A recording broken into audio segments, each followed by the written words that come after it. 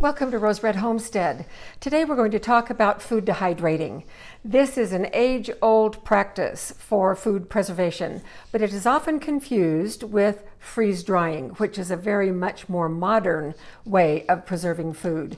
So we're going to basically talk about dehydrating versus freeze drying, and then three things that our success in dehydrating at home depends on. Then we'll talk a little bit about what needs to be done with fruits and vegetables and meats in order to dehydrate them. So we will get right to it just as soon as we come back.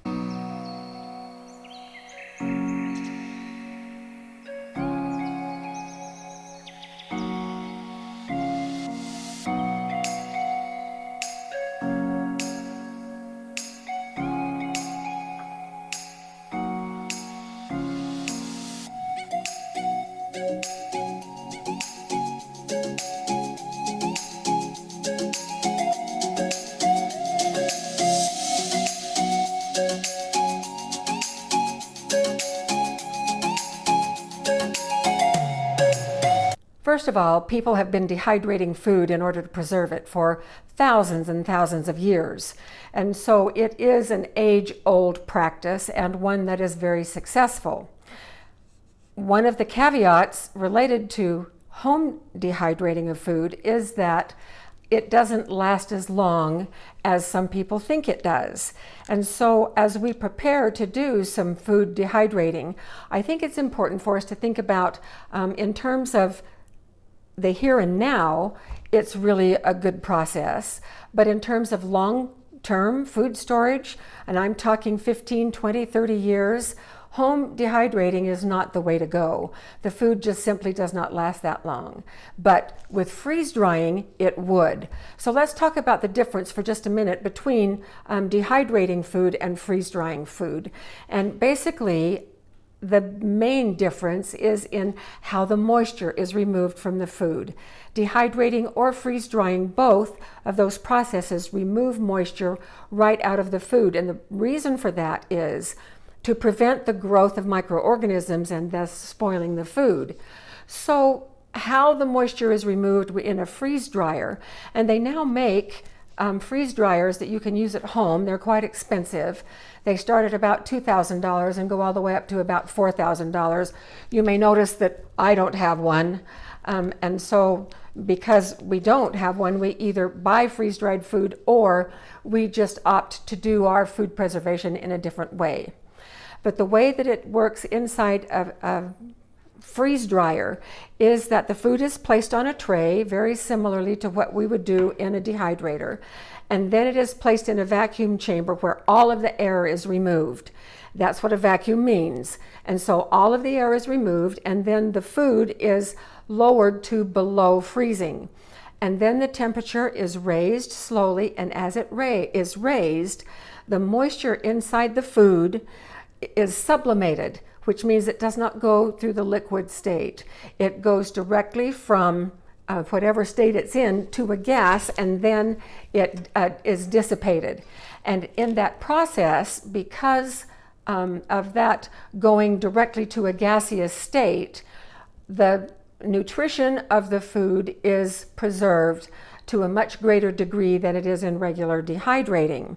And therefore, the shelf life is also much, much longer with freeze-dried foods. They can last up to 25 to 30 years. Also, in terms of the amount of moisture that is removed, with freeze drying, you can remove about 98-99%, whereas in regular dehydrating, using a machine like this, you can remove maybe up to 95%. So the shelf life on home dehydrated food is at about a year. Now, with commercially dehydrated food, not freeze-dried, but with commercially dehydrated foods, they can do a much better and a much more controlled process in the dehydrating process.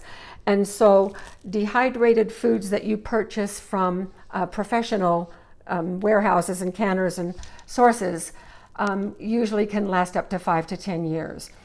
I do an awful lot of dehydrating, but I do not dehydrate foods and put them on my shelf thinking that they're going to last for 5 or 10 years, because they just won't. The nutritional value decreases, the color goes away, and so pretty soon they're not only unappetizing, but they have lost a lot of their nutrition. So with freeze-dried foods, the nutrition is preserved. In dehydrated foods, it's preserved for a little while.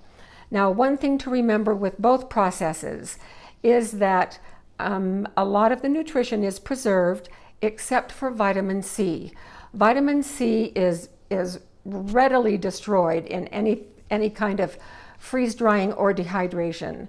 And so that is one reason why it is recommended that for long-term storage, we keep vitamin C tablets on our shelf, on our emergency preparedness shelf, so that we can replenish that vitamin C if we have to live through a time where there is difficulty in obtaining fresh foods. All right, so let's talk just a little bit about the process of dehydrating.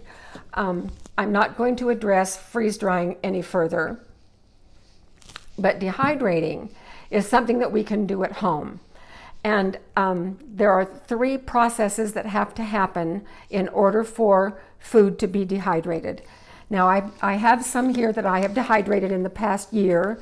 These are lemon slices, and I quite often will use these lemon slices to put in soups when I'm canning them. This is celery, and I certainly do plan to do an entire video devoted to celery. This is a really important one for us to dehydrate, as are onions. And Walla Walla sweet onions are coming on in just a few weeks.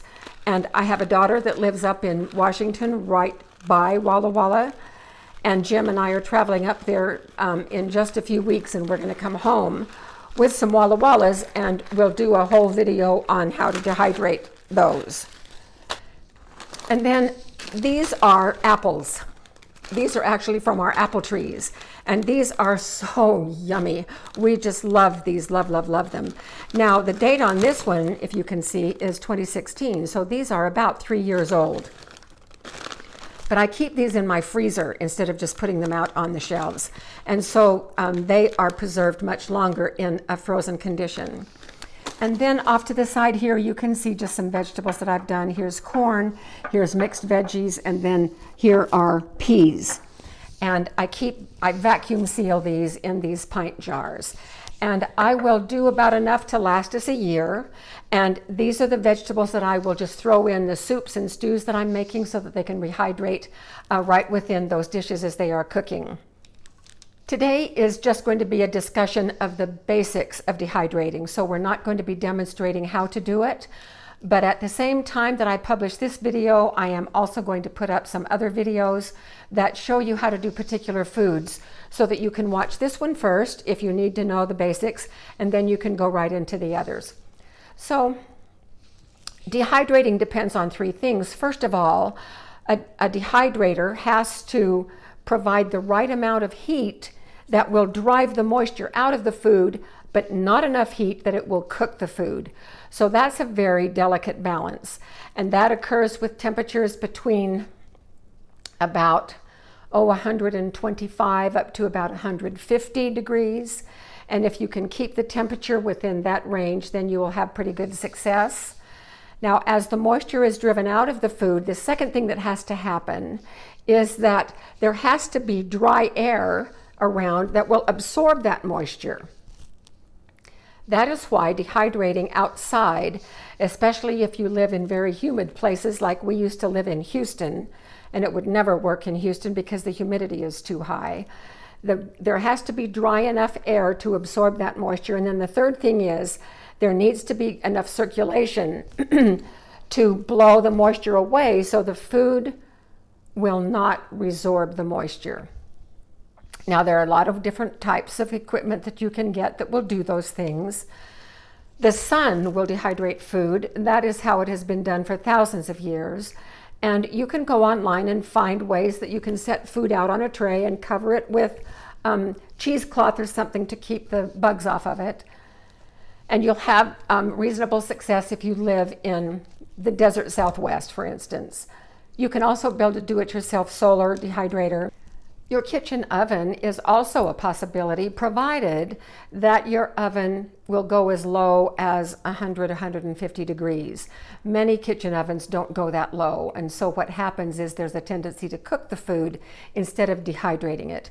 The very best option that you will have the most success with in doing home dehydrating is with a commercial dehydrator. And these little home dehydrators are really wonderful. I have been using one for, I imagine, 30 years, maybe 40 years. I've gone through, I think, about 5 of them in that time frame. So I've tried different brands and different styles, and I don't particularly recommend a particular brand of one. I've used a lot of different ones, and they all can give satisfactory results. So the different types of home dehydrators, usually they come in just pretty much 2 types. There are the round ones, and I have had 2 different versions of the round dehydrators. And then there are the box types. So things that you need to consider if you're going to be purchasing a new dehydrator there are pros and cons to both styles. With the round ones, you need to have with all of them, you need to have a heating element and you need to have a fan. It's back to those 2 ideas of having enough heat to drive the moisture out, dry air to absorb the moisture, and then circulation to get that wet air out of the way so the food doesn't resorb that. So on the round ones, the heating element and the fan are usually on the top, and they will blow the air down through a layer of trays, or the heat and the fan comes from the bottom and they will blow it up through a series of trays.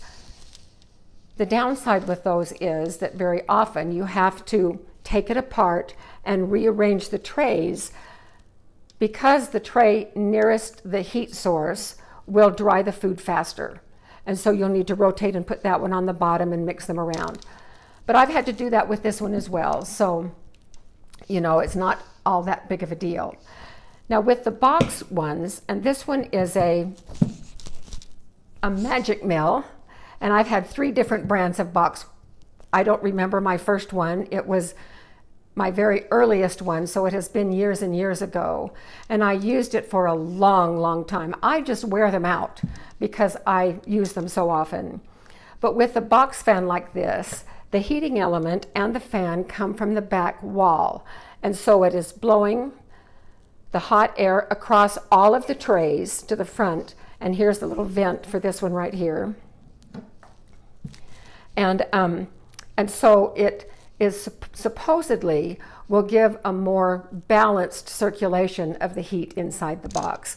But as I say, I've had to shift these trays around too because there are hot spots in all of them. But it is really such a convenience to be able to have a dehydrator available. Sometimes I overbuy bananas. They're on sale, so I'll grab a bunch. And then Jim and I don't eat bananas very much, and so they're getting a little bit overripe. And so it is so convenient to just peel those bananas, slice them up and put them on the trays, and then put them in there, and we'll have banana chips after a while. And so you can look for sales and purchase whatever you might need in season, like with the Walla Walla onions. And then I will do like a year's supply, maybe a little bit more. And then the next year when that same food comes on, I'll just replace. Now, one thing to consider when you are looking at dehydrators is the shelves. Generally, the shelves are like this. These are plastic. I think this one is about now, 3 years old. I think the newer models of this one now have stainless shelves, which would be very nice. But these are plastic, and they work just fine. The holes are a little bit large. I could not do peas on this one, for instance, unless you have an insert. And mine it has 6 shelves, and it has 6 inserts, and these are much smaller holes. So I am able to do foods like peas or minced onions, things like that. And then mine also came with 3 trays like this. There's a little lip right here. And this little insert fits right over the tray like this. And it does fruit leather. I know that some people really like fruit leather. I am not a fan of fruit leather, but this is how you would do it if you were going to do it. You would just spread like applesauce or pureed, whatever recipe you're going to do, in this little tray. Has a little lip that's probably about 1/4 of an inch, and then the warm air blows across the top and will gradually dry it out. In order to do vegetables, we'll talk first about vegetables and then fruits and then just a little bit about meat. With vegetables, of course, with all food, you'll wash it and prepare it, and then you'll cut it, slice it, or dice it into, well, I don't know if you can see these apples, but these were, I think, probably about 1/4 inch slices. And I have one of those fancy apple parer, corer, peeler contraptions that's what I do my apples on. And so if you can keep the slices as uniform as possible, then you can spread them out. But with vegetables, here's a very important consideration. Now, when I was doing the research to prepare this Dehydrating Basics video, I went out to see what was available on YouTube and on the internet, in blogs and so on and so forth. There is so much information out there, and some of it is, I am sad to say, misinformation. So may I just urge you to please do your own research. I always do research. If I'm going to be giving you my opinion, I will identify it as my opinion. Most of the time, when I tell you about processes or other concepts about whatever it is we're talking about, it is based on my own research, where I have gone out to reliable sources and read thoroughly so that I can make sure that I am not giving you any misinformation. And my source on dehydrating has been the National Center for Food Preservation. And that is a USDA website. It is available. Just do a Google search on National Center for Home Food Preservation, and you can learn all kinds of very interesting things there. Now, according to that website, almost all vegetables need to be blanched. And this is where you will find lots and lots of misinformation out on the internet. Some people say you don't need to blanch vegetables. Well, the truth of the matter is, you don't have to do anything. You don't have to blanch your vegetables. But here is the science behind why you may want to consider blanching your vegetables. First of all, blanching preserves quality and safety. Now, there are some exceptions in vegetables. Onions, for instance, they're no longer recommending that you need to blanch onions.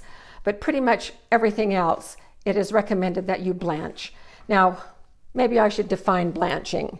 In case you don't know what blanching is, what it means, and I'm going to be demonstrating this on one of my very first videos that I do. It means that you will plunge the vegetables into boiling water, and you will keep them in boiling water for just a couple, 3 minutes. There is a table on the National Center for Home Food Preservation that will tell you about how many minutes you need to blanch these vegetables. And then you lift it out, and then you will plunge it into cold water to stop the cooking. You don't want them cooked, you just want them blanched. So here's what blanching does. Number one, it preserves the color and the nutrition, except for vitamin C, which is tough to preserve anything you do. Number two, and here's the really important one, is that it stops or slows down enzyme action. Now, when your apples are growing on the tree, or the celery is growing out in the garden, or whatever, those enzyme actions are really important, because that's what brings the food up to the ripe state. But sadly, enzymes don't know when to quit. And so they just keep doing their action even after you've picked things and brought them in. So they will continue to ripen, and pretty soon things are getting spoiled and rotting. And so you need to stop enzyme action or slow it down a lot. And if you don't blanch, just dehydrating them often does not stop that enzyme action. So we want to slow or stop enzyme action. Now, the third thing that it is important to consider blanching for is that it relaxes the tissues. And I thought that that was really kind of a strange way to put it. It's like sometimes they think we can't handle the real science behind things. What does that mean? Well, here it is. Here's the straight science scoop. So you may remember from your high school biology class that plant cells and animal cells have different cell walls. Plant cells have cellulose walls. That cellulose is pretty tough stuff. It's what helps plants stand erect. They don't have a backbone like we do. If we didn't have a backbone, we'd be a puddle on the floor. But with plants, that cell wall that surrounds every single cell is like a building block, and it makes things rigid, and it's tough material. And so what you want to do is you want to heat it up so that that cellulose is relaxed. And what happens then is that when we do the dehydrating, once that cellulose cell wall relaxes, the moisture can get out much easier, and our drying time, our dehydrating time, is reduced. But there's a flip side too. Later on, when we want to rehydrate that food for whatever reason, and we put it in a bowl of water to rehydrate, because the cellulose is now relaxed, water can get in more quickly and do a much more thorough job of rehydrating. Case in point is with celery. Celery, if you don't dehydrate celery, it's rare that it will soften enough, because we have dried out that cellulose and made it so tough that it is difficult for water to get back in. So one of the first videos I'm going to do is about celery, and I'll show you how I blanch it. And then the last thing is that, of course, when we're plunging things in boiling water, it is going to help eradicate the harmful bacteria that may be on the surface of the vegetable. So that's what we'll want to do. And then when we get into the other videos, I'll show you precisely how to do different processes for different vegetables. So we'll save that for individual videos. Now, in terms of fruits, we also want to wash those fruits and then slice them. These lemons I hand sliced, and I tried to get them I don't have one of those fancy slicer machines, which I think are very cool. I should probably get one. It's just, I've been doing it this way for 50 years, so I just probably keep on doing it. But slice them as uniform as possible, and then they will dry better. Now, fruits do not need to be blanched per se, but if you're going to do peaches, you may want to plunge them in boiling water for just long enough so that you can slip the skins off.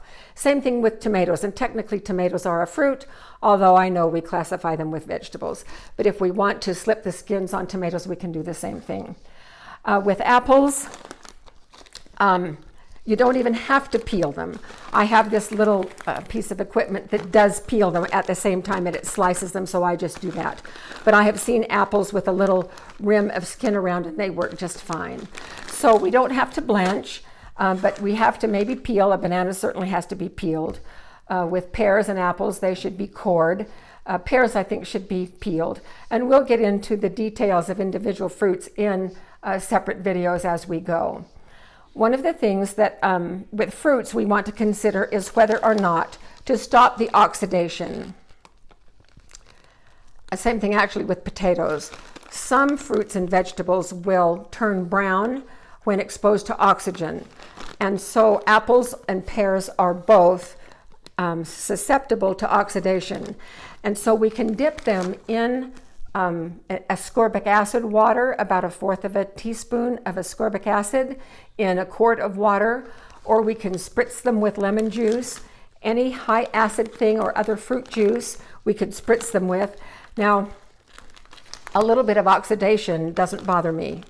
And so when I do apples, I don't even bother to do any oxidation preventive with apples or pears for that matter.